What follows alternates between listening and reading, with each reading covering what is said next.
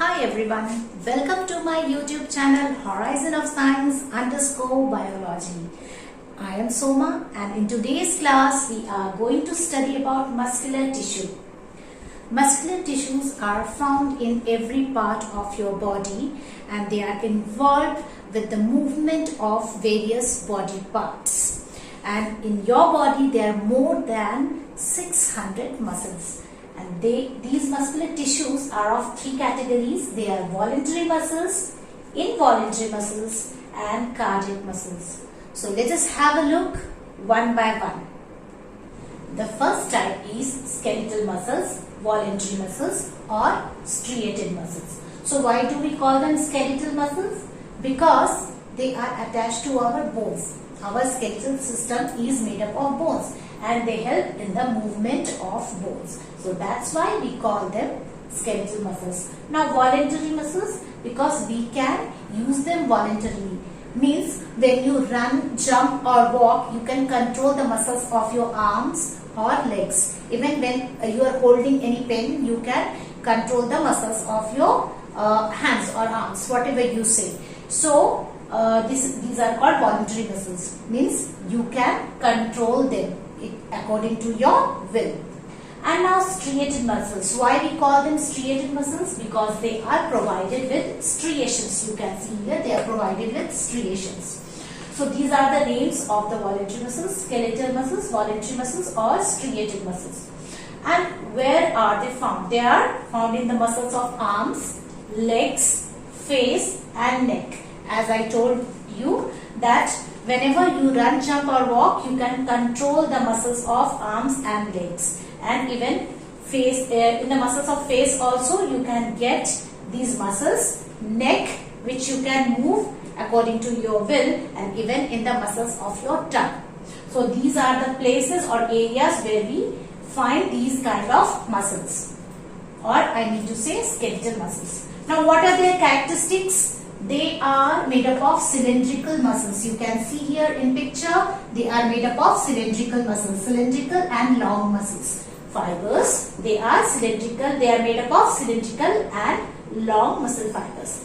And now if you see, you can see here they have many nuclei, means more than one nucleus. So they are multi-nucleated and they are provided with striations, or they have striations. So that's why they are forming two kinds of areas. They are dark bands and light bands. So what are dark bands? Here the area with striations, these are dark bands, and below that they are light bands. And you can see they are not branching, means they are not dividing. The muscles are attached to each other. So that's why they are unbranched. So these are the characteristics of skeletal muscles, or you can say voluntary muscles. Now let us move to the next type. Yes, one more point I would like to say. And when they work continuously, they do get tired. Let us move to the next category, that is involuntary muscles. Yeah, as I told you, the next category is unstriated muscles or smooth muscles or involuntary muscles. Now why do we call them unstriated muscles? Because they are not provided with any striations, as you can see here, or we also call it smooth muscles for that reason only. Now involuntary muscles, why do we call them involuntary muscles? As we cannot use them voluntarily, means they are not under our will or control. We cannot control them. As for example, in the process of digestion, when you gulp your food, what happens? It passes through your alimentary canal through a movement called peristalsis. So can you control that movement? Can you control the passing of your food in alimentary canal? No. So those alimentary canal, they are made up of involuntary muscles. So that's why, as we cannot control the movement, they are called involuntary muscles. And even they are present in our urinary bladder, that also we cannot control. Can we control the movement of our bladder? No. Even they are present in our uterus and blood vessels also. So these are the parts where they are present. They are found in alimentary canal, blood vessels and urinary bladder, etc. Or you can call it visceral organs, internal organs. Okay, now, so what are their characteristics? They are made up of spindle-shaped cells. Now, what are these spindle-shaped cells? They are the cells which are narrow at the ends and they are broad in the middle region. So, they are made up of spindle-shaped cells. And here you can see the nucleus is centrally located, or nucleus is centrally located, or you can say centrally placed, and they are uninucleate. Uninucleate means they are provided with one nucleus. In each cell you can see or you can find only one nucleus. Now they do not have any striations. As I have already discussed, they do not have any striations. You cannot see. So there will be no dark and light bands. So they don't have any striations. And now they are not branched. Means you cannot see that they are dividing. So they are also unbranched. So these are the characteristics of unstriated muscles or smooth muscles, or you can say involuntary muscles. Now let us move to the next category, that is cardiac muscles. Cardiac muscles, they are present in our heart and they are specialized involuntary muscles. They keep working without getting tired.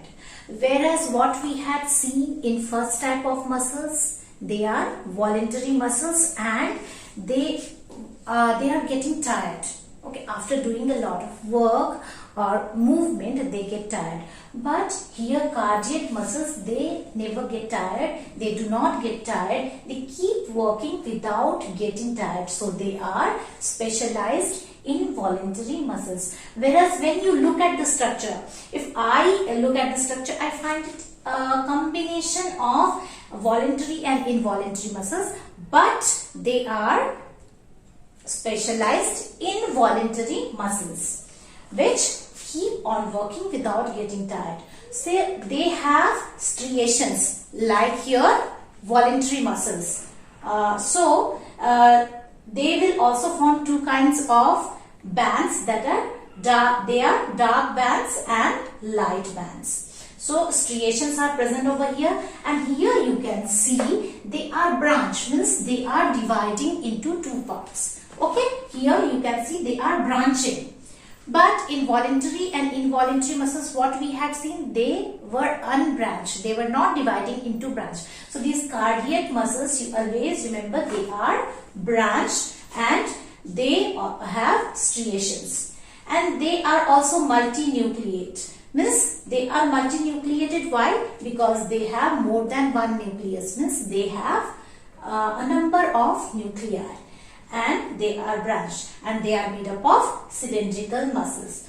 So these are the characteristics of cardiac muscles and they are present in our heart. So as our heart keeps on pumping, the blood is circulated throughout your body, and as a result of that, we are alive.